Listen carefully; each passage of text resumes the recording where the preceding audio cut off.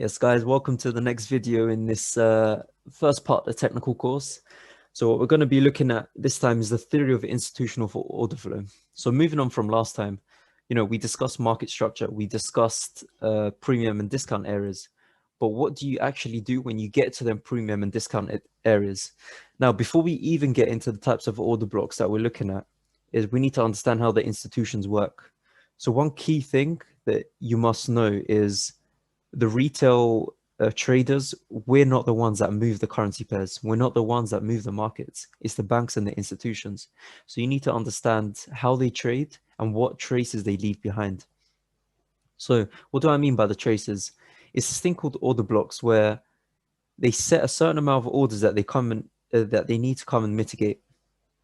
I'm going to draw this. I want to, teach this as simply as I can. So let's just do it through market structure. We're in a downtrend. We know we're in a downtrend because we're seeing a high, then a low, then a high, then another low that breaks below that. Now, if we still have that conviction that we're in a downtrend, that we're going to be going any lower, what do we need to look for? We need to look for a premium area to sell, right? We're not going to be selling at the 50% of the range that we've just created. So what we're going to be looking at is an area, let's just say between that 71 fib and the 1 fib. So what do banks do when they try and sell? Now, the traces they leave behind are so clear. When they're trying to sell, they would, let's just open this up.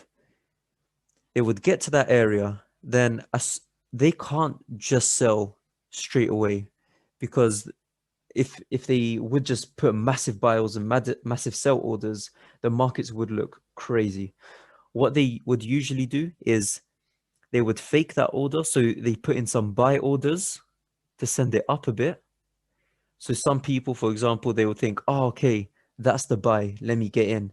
But no, it's a disguise in a way. They would put that buy order right in, let's just say 100 million of buy orders. That's set right there. The entry was there and it's still going.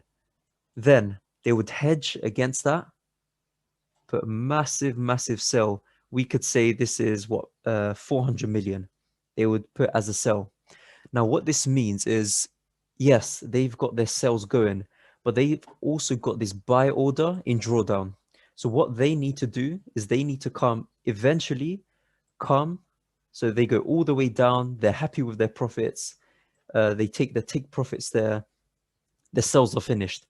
So when their sales are finished, one key thing as well before we get into the rest is, for every seller, there's a buyer. So when one person sells, that contract is bought. So as soon as banks start taking profits of sales, what does that mean? The market is going to move up a bit because that sell volume is still not there. It's still not going. So the orders have been eased. Eventually what happens is, if you remember, this buy order is still active. So let's just say we're at this point in time. Right now, they must be, I don't know, they've just made 100 mil. 100 mil right here. But this order is still going. They're at minus 25 mil. What do they need price to do? They need price to come and eventually mitigate this loss. Now, technically, it's still not a loss because it's still open.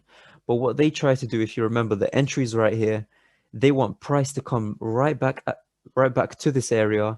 And then as soon as they get there, close that trade at maybe a small loss of 2 mil, or at break even, for example, if it mitigates perfectly, or even deeper in it. So they could be cheeky and take some profits as well.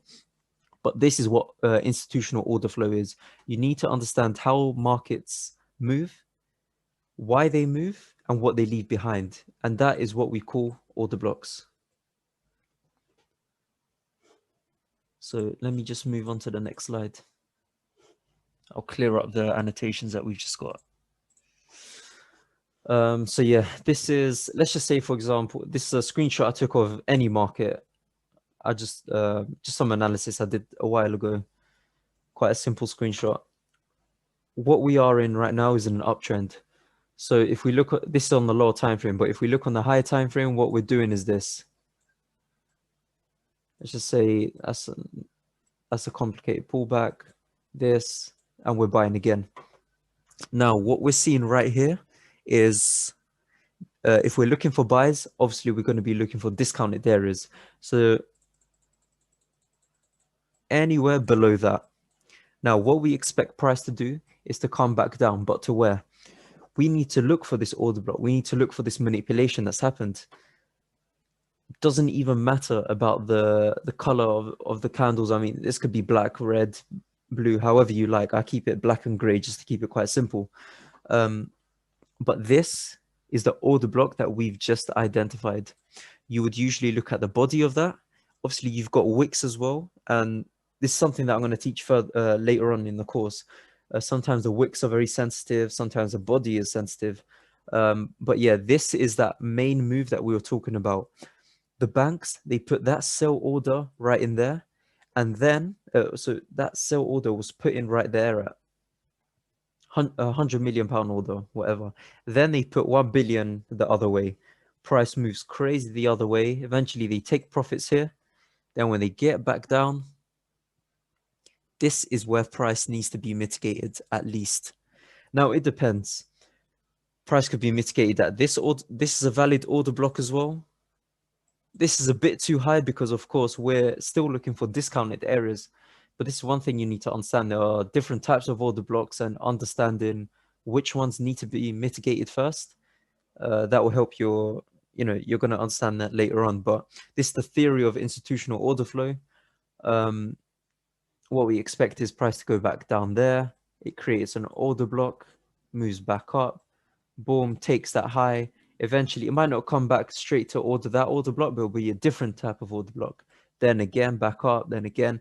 This is as long as you've got an uptrend and a downtrend in movement, that's very clear. This is what you're going to be getting. In consolidations, I'm going to teach what happens, but that's slightly different. Still work with the order blocks, but taking profits is different. How long your trade can last is very different as well. But yeah, this is the theory of order blocks. Search it up on the internet. I'm pretty sure there's many YouTube videos about it. Understand how the banks work. But yeah, you guys take care, and I'll see you in the next video.